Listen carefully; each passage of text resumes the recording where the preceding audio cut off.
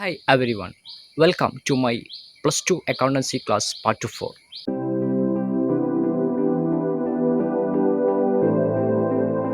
Last class we discussed about what is receipt and payment account, what is the format of receipt and payment account, how does each prepare.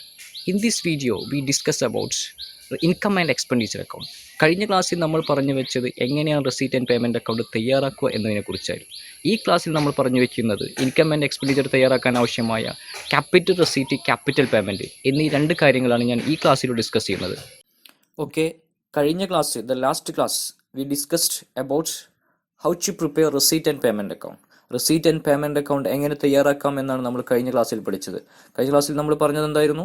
അച്ചും ഇച്ചും കൂടി receipt and payment account എങ്ങനെ തയ്യാറാക്കാം എന്ന് പഠിക്കാൻ വേണ്ടി വളരെ നല്ല രീതിയിൽ പ്രവർത്തിക്കുന്ന റിച്ചുവിൻ്റെ കോബ്ര ആർട്സ് ആൻഡ് സ്പോർട്സ് ക്ലബ്ബിൽ ചെല്ലുകയും അവിടെ നിന്ന് റിച്ചു അയാളുടെ കോബ്ര ആർട്സ് ആൻഡ് സ്പോർട്സ് ക്ലബിൻ്റെ ക്യാഷ് സമ്മറി കൊടുത്തുകൊണ്ട് അവരോട് റെസീറ്റ് ആൻഡ് പേയ്മെന്റ് അക്കൗണ്ട് തയ്യാറാക്കാൻ പറയുകയാണ് ചെയ്തത്. പിന്നെ ക്യാഷ് സമ്മറി ഉപയോഗിച്ച് അവരെ എങ്ങനെയാണ് റെസീറ്റ് ആൻഡ് പേയ്മെന്റ് അക്കൗണ്ട് തയ്യാറാക്കിയത് എന്ന് നമ്മൾ കണ്ടു.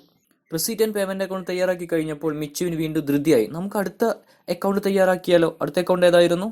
Income and expenditure account, RIB. അത് ഓർമ്മയിലുണ്ടാവുക. Receipt and payment account, income and expenditure account, balance sheet, ഇങ്ങനെയാണല്ലോ. നമുക്ക് അടുത്ത അക്കൗണ്ട് തയ്യാറാക്കിയാലോ? അപ്പോൾ റിച്ചു പറഞ്ഞു അടുത്ത അക്കൗണ്ട് തയ്യാറാക്കാം, പക്ഷേ ഒരു കാര്യമുണ്ട്. നമ്മൾ റെസീറ്റ് ആൻഡ് പേയ്മെന്റ് അക്കൗണ്ടിൽ പഠിച്ച ഒരു ഫീച്ചർ ഉണ്ടല്ലോ. ഏതാ ഫീച്ചർ എന്നറിയോ? All receipts are entered in the receipt side and all payments are entered in the credit side, that means payment side, whether it is capital nature or revenue nature. Capital nature ആയിക്കോട്ടെ, revenue nature ആയിക്കോട്ടെ, എല്ലാ റെസീറ്റുകളും receipt സൈഡിൽ എഴുതും, എല്ലാ പേയ്മെന്റുകളും payment സൈഡിൽ എഴുതും. അതായിരുന്നു നമ്മുടെ receipt and payment account. But we should understand what is capital receipt, what is capital payment, what is revenue receipt, what is revenue payment. ഈ 4 കാര്യങ്ങൾ അറിഞ്ഞാൽ മാത്രമേ നമുക്ക് ഇൻകം ആൻഡ് എക്സ്പെൻഡിച്ചർ അക്കൗണ്ട് വരയ്ക്കാൻ കഴിയുള്ളൂ. അതുകൊണ്ട് മിച്ചു അച്ചും കൂടി ആദ്യം എന്ത് പഠിക്കണം? നിങ്ങൾ ആദ്യം ക്യാപിറ്റൽ റെസീറ്റ് എന്താണ്, എന്താണ് റവന്യൂ റെസീറ്റ്, എന്താണ് ക്യാപിറ്റൽ പേയ്മെന്റ്, എന്താണ് റവന്യൂ പേയ്മെന്റ് എന്നുള്ളത് ആദ്യം നമ്മൾ പഠിക്കണം. റെസീറ്റ് ആൻഡ് പേയ്മെന്റ് അക്കൗണ്ടിൽ നമുക്ക് പ്രശ്നമുണ്ടായിരുന്നില്ല. എല്ലാ റെസീറ്റുകളും കാണിക്കും, പേയ്മെന്റിൽ എല്ലാ പേയ്മെന്റുകളും കാണിക്കും. പക്ഷേ ഇൻകം ആൻഡ് എക്സ്പെൻഡിച്ചർ അക്കൗണ്ടിൽ it is restricted to revenue item. അതിലും റവന്യൂ ഐറ്റം മാത്രമേ കാണിക്കുകയുള്ളൂ. Exclude capital item. ക്യാപിറ്റൽ ഐറ്റത്തിനെ പുറത്ത് നിർത്തുകയാണ് ചെയ്യുക. ഇൻകം ആൻഡ് എക്സ്പെൻഡിച്ചറിൽ ആർക്ക് മാത്രം? Only admission for revenue item. Revenue ഐറ്റത്തിന് മാത്രമാണ് ഇൻകം ആൻഡ് എക്സ്പെൻഡിച്ചർ അക്കൗണ്ടിലേക്ക് പ്രവേശനമുള്ളൂ. അതുകൊണ്ട് നിങ്ങൾ അതിനെക്കുറിച്ച് നന്നായിട്ട് എന്ത് ചെയ്യണം? മനസ്സിലാക്കണം. അപ്പോൾ നമുക്കൊന്ന് മനസ്സിലാക്കാം എന്തൊക്കെയാണ് ക്യാപിറ്റൽ ഐറ്റം, എന്തൊക്കെയാണ് റവന്യൂ ഐറ്റം. നമുക്കൊന്ന് മനസ്സിലാക്കിയാലോ? Kinds of receipts. നമുക്ക് റെസീറ്റുകളെ രണ്ടായി തരംതിരിക്കാം, ക്യാപിറ്റൽ റെസീറ്റ്സും റവന്യൂ റെസീറ്റ്സും. ഏത് റെസീറ്റ് ആണെങ്കിലും റെസീറ്റ് ആൻഡ് പേയ്മെന്റ് അക്കൗണ്ടിൽ എടുക്കും, പക്ഷേ ഇൻകം ആൻഡ് എക്സ്പെൻഡിച്ചർ അക്കൗണ്ടിൽ റവന്യൂ റെസീറ്റ്സ് മാത്രമാണ് എടുക്കുള്ളൂ. അപ്പോൾ നമുക്ക് അതെന്താണെന്ന് മനസ്സിലാക്കാം. ഇത് രണ്ടും നമുക്ക് കറക്റ്റായിട്ട് മനസ്സിലാക്കൽ നിർബന്ധമാണ്. അപ്പോൾ നമുക്കതൊന്ന് മനസ്സിലാക്കി നോക്കാം. അപ്പോൾ റെസീറ്റുകളെ രണ്ടായി തരംതിരിക്കാം, ക്യാപിറ്റൽ റെസീറ്റ്, റവന്യൂ റെസീറ്റ്. ഇനി ക്യാപിറ്റൽ റെസീറ്റ് എന്താണെന്ന് നോക്കാം. What is capital receipt? Receipt of non recurring nature, that means it is not received at regular interval. Receipts non recurring നാച്ചുറുള്ള റെസീറ്റുകളെ പറയുന്ന പേരാണ് ക്യാപിറ്റൽ റെസീറ്റ്, അഥവാ ആവർത്തന സ്വഭാവം ഇല്ലാത്ത റെസീറ്റുകളെ പറയുന്ന പേരാണ് capital receipt. It is not received at regular interval, അഥവാ ആഴ്ചയിലോ ഡെയിലിയോ ആഴ്ചയിലോ അതുപോലെ മന്തിലോ ഇയർലിയോ നമുക്ക് കിട്ടാത്ത, അപൂർവമായി കിട്ടുന്ന റെസീറ്റുകളെ പറയുന്ന പേരാണ് ക്യാപിറ്റൽ റെസീറ്റ് എന്ന് പറയുന്നത്. അഥവാ അതിന് റെക്കറിംഗ് നാച്ചർ അല്ല, നോൺ റെക്കറിംഗ് നാച്ചറാണ്. അഥവാ ഉദാഹരണത്തിന് നമുക്ക് നമ്മുടെ വീട്ടിൽ നമ്മുടെ ആദ്യ ബർത്ത്ഡേക്ക് നമ്മളിൽ നിന്ന് റിലേറ്റീവ്സ് എല്ലാവരും വന്നിട്ട് നമുക്ക് കൈച്ചെയിൻ, അങ്ങനെ മോതിരം ഇടൽ, ഇങ്ങനെ പലതും നമുക്ക് കിട്ടിയിട്ടുണ്ടാവും. അത് നമുക്ക് എല്ലാ ബർത്ത്ഡേക്കും കിട്ടുമോ? ഇല്ലല്ലോ. ദറ്റ് ഈസ് കോൾഡ്, അത് അപൂർവം ആ സമയത്ത് മാത്രം കിട്ടിയതാണ്. അത് എല്ലാ ബർത്ത്ഡേക്കും കിട്ടുകയാണെങ്കിൽ റെക്കറിംഗ് നാച്ചറായി. പക്ഷെ അത് നമുക്ക് എല്ലായ്പ്പോഴും കിട്ടില്ല. അത് നമ്മൾ ആദ്യത്തെ ബർത്ത്ഡേക്ക്, ചിലപ്പോൾ രണ്ടാമത്തെ ബർത്ത്ഡേക്കും തന്നേക്കാം, പിന്നെ അങ്ങനെ സാധാരണ കിട്ടാറില്ല. ദറ്റ് ഈസ് കോൾഡ്, ഞാനൊരു വീടിൻ്റെ ഉദാഹരണം പറഞ്ഞു മാത്രം, നമ്മൾ വീട്ടിലേക്കുള്ളൊരു ഉദാഹരണം പറഞ്ഞു മാത്രം. നോൺ പ്രോഫിറ്റ് ഓർഗനൈസേഷനിൽ എന്താണ് നമുക്ക് ക്യാപിറ്റൽ റെസീറ്റ് നോക്കാം. Capital receipts R the amount received during the current year which will benefit the organisation in the future year also. അഥവാ ഈ നമുക്ക് കിട്ടുന്ന ക്യാപിറ്റൽ റെസീറ്റ് അത് കറന്റ് ഇയറിൽ കിട്ടിയതായിരിക്കും, പക്ഷെ അതിൻ്റെ ബെനിഫിറ്റ് നമുക്ക് ഫ്യൂച്ചർ ഇയറിലും കൂടി ഉണ്ടായിരിക്കും. അങ്ങനെ പറഞ്ഞാൽ, ഫോർ എക്സാമ്പിൾ, സ്പെഷ്യൽ ഡൊണേഷൻ കിട്ടി. നമുക്കൊരു പവലിയൻ കെട്ടാനുള്ള ഡൊണേഷൻ കിട്ടി. നമ്മളൊരു ക്ലബ്ബാണ്, നമ്മളിപ്പോൾ Corona arts and sports club, അച്ചുവിൻ്റെയും മിച്ചുവിൻ്റെയും അവരുടെ ക്ലബിന് പവലിയൻ കെട്ടാൻ, അഥവാ ഗ്രൗണ്ട് ഉണ്ട്, അതിന് കാണികൾക്ക് ഇരിക്കാൻ പവലിയൻ വേണം. ആ പവലിയൻ കെട്ടാൻ വേണ്ടി ആരെങ്കിലും ഡൊണേഷൻ തന്നു കഴിഞ്ഞാൽ അതിന്റെ ബെനിഫിറ്റ് ഇനി ആ ക്ലബ്ബ് ഉള്ളിടത്തോളം കാലം അത് ബെനിഫിറ്റ് കിട്ടും. That is called future year also. അങ്ങനെ കിട്ടുന്ന ഫ്യൂച്ചർ ഇയറിലേക്കും പറഞ്ഞാൽ കിട്ടും. അതെല്ലാം ഇപ്പോഴും കിട്ടുകയുമില്ല. പവലിയൻ കെട്ടാൻ വേണ്ടി ഒരാൾ തന്നു കഴിഞ്ഞാൽ അടുത്ത വർഷം പവലിയൻ കെട്ടാൻ അങ്ങനെ തന്നുകൊണ്ടിരിക്കില്ല. അത് നോൺ റെക്കറിങ് നാച്ചറാണ്. അത് റെക്കറിങ് നാച്ചർ അല്ല.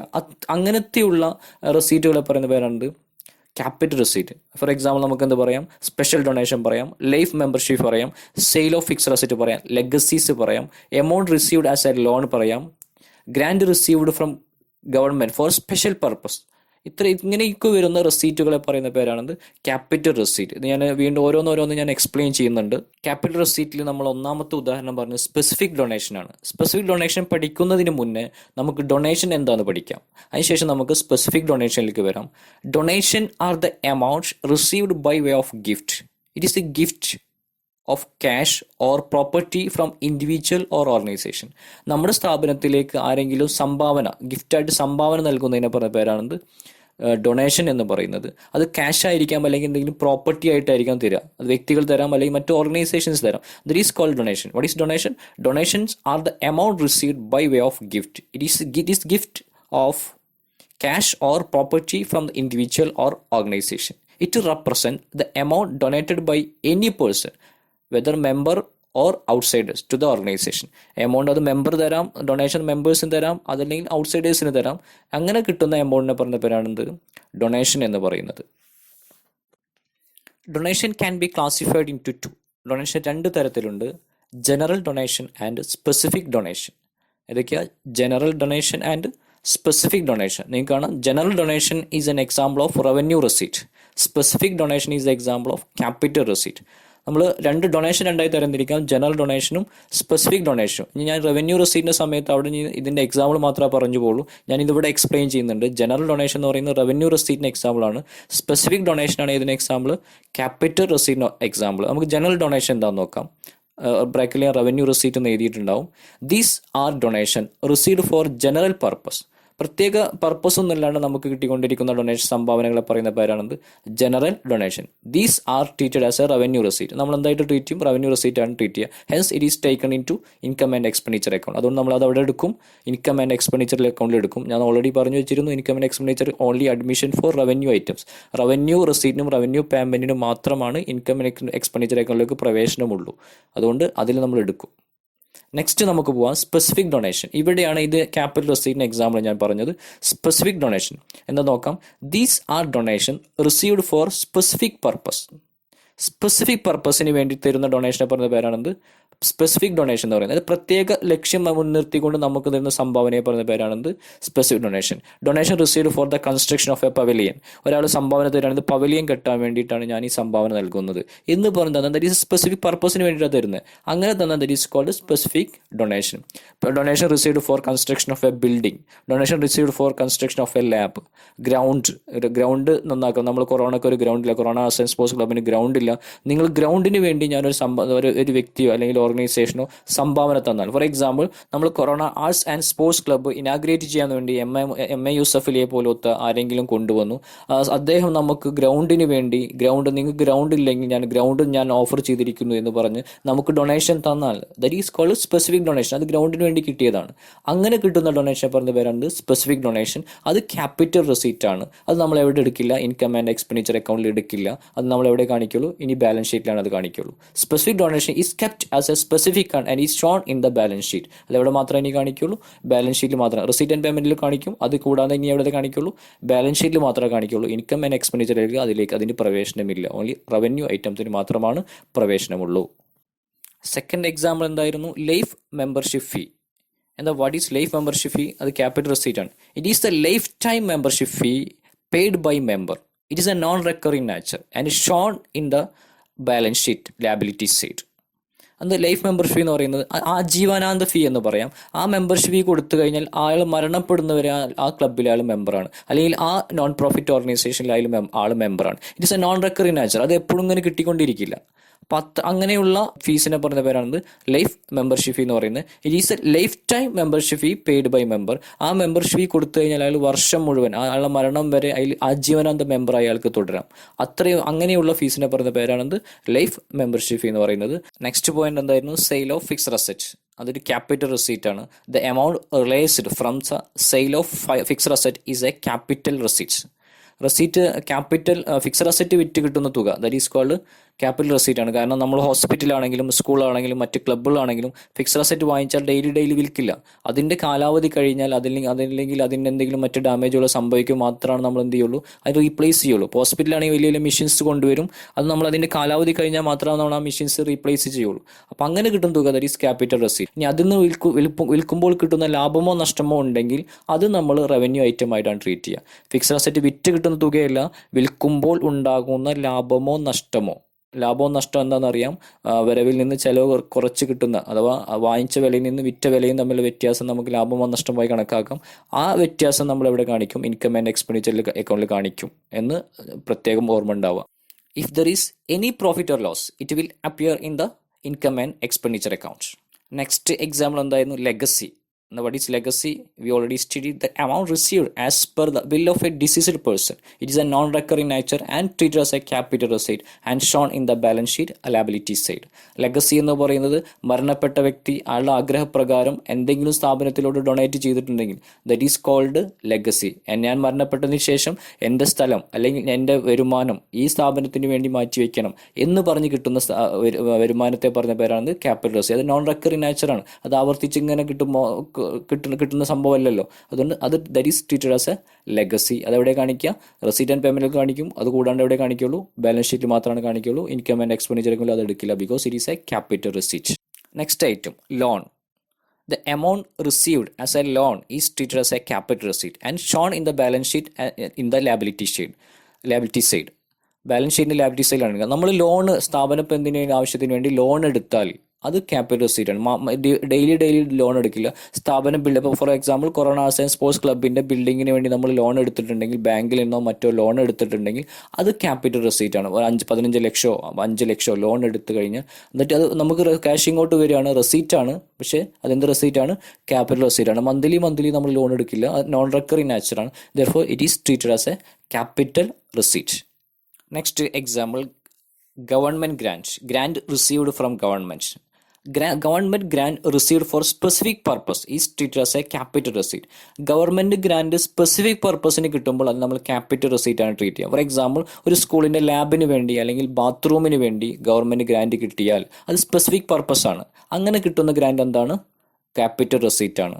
But grant received for a general purpose it treated as a revenue item. For example, ഇപ്പോൾ ഒരു ഗവൺമെൻറ് ഗ്രാൻഡ് ഇയർലി കിട്ടിക്കൊണ്ടിരിക്കുന്നുണ്ടെങ്കിൽ മെയിൻ്റനൻസ് വർക്കിന് വേണ്ടി സ്കൂളിൻ്റെ അല്ലെങ്കിൽ ഹോസ്പിറ്റലിൻ്റെയൊക്കെ മെയിൻ്റനൻസ് വർക്കിന് വേണ്ടി ഗവൺമെൻറ് ഗ്രാൻഡ് ഇയർലി കൊടുക്കുന്നുണ്ട്.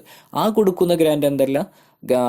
ക്യാപിറ്റൽ റെസീറ്റ് അല്ല, അത് റവന്യൂ റെസീറ്റ് ആണ്. കാരണം അത് ഇയർലി കിട്ടിക്കൊണ്ടിരിക്കുന്നുണ്ട്. Next example, special funds. Special fund means these are the funds created for a special purpose is treated as a capital receipt. Special fund എന്ന് പറയുന്നത് നമ്മുടെ സ്ഥാപനത്തിൽ ലാഭം ഉണ്ടായേക്കാം, സർപ്ലസ് എന്നാണ് അതിന് പറയുക. അതിൽ നിന്ന് നമ്മൾ കുറച്ച് ഫണ്ട് മാറ്റിവെക്കും. നമ്മൾ ക്യാപിറ്റൽ ഫണ്ട്, ജനറൽ ഫണ്ട് എന്നുകൊണ്ട് മാറ്റിവെക്കും. എന്തിനൊക്കെ ആയിരിക്കും? നമ്മൾ ഭാവി പ്രവർത്തനത്തിന് വേണ്ടിയിട്ടാണ് അങ്ങനെ മാറ്റിവെക്കുന്നത്. Match fund, tournament fund, building fund, അങ്ങനെ സ്ഥാപനത്തിന് ഒരു ഫണ്ടുകളാക്കിയിട്ട് ഇങ്ങനെ മാറ്റിവെക്കും.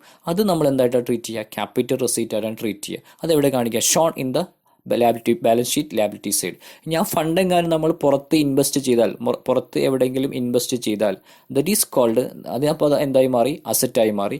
അത് ക്യാപിറ്റൽ പേയ്മെൻറ്റ് സമയത്ത് അവിടെ പറയും. ആ ഫണ്ട് അങ്ങനെ ഇൻവെസ്റ്റ് ചെയ്താൽ, ഫണ്ട് പുറത്ത് ഇൻവെസ്റ്റ് ചെയ്യുമ്പോഴാണ് സ്പെഷ്യൽ ഫണ്ട് ഇൻവെസ്റ്റ്മെൻറ്റ് എന്ന് പറയുന്നത്. ആ ഇൻവെസ്റ്റ് ചെയ്താൽ അതെന്തായി മാറി? അസറ്റായിട്ട് മാറും.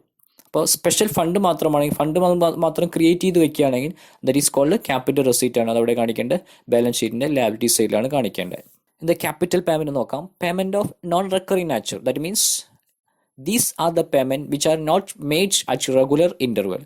നമ്മൾ ഡെയിലിയോ മന്തിലോ വീക്കിലോ കൊടുക്കാത്ത പേയ്മെൻറ്റുകളെ പറയുന്ന പേരാണത്. അഥവാ ആവർത്തന സ്വഭാവമില്ലാത്ത പേയ്മെൻറ്റുകളാണത് ക്യാപിറ്റൽ പേയ്മെൻറ്റ് പറയും. നമുക്ക് ഉദാഹരണം, ഞാൻ നേരത്തെ കൈച്ചെയിൻ, ബർത്ത്ഡേക്ക് നമുക്ക് കൈച്ചെയിൻ കിട്ടുന്ന പോലെ ഇവിടെ നമുക്ക് എന്താ പറയുക? നമ്മളൊരു വീട്ടിലൊരു ഫ്രിഡ്ജ് വാങ്ങിച്ചു എന്ന് വയ്ക്കുക. അത് ഒരു ക്യാപിറ്റൽ പേയ്മെൻ്റ് ആണ്. ഡെയിലി നമ്മൾ ഫ്രിഡ്ജ് വാങ്ങിക്കില്ലല്ലോ, പിന്നെ അതിൻ്റെ റീപ്ലേസ്മെൻറ്റ് സമയത്തല്ലേ നമ്മൾ ഫ്രിഡ്ജ് വാങ്ങിക്കുള്ളൂ.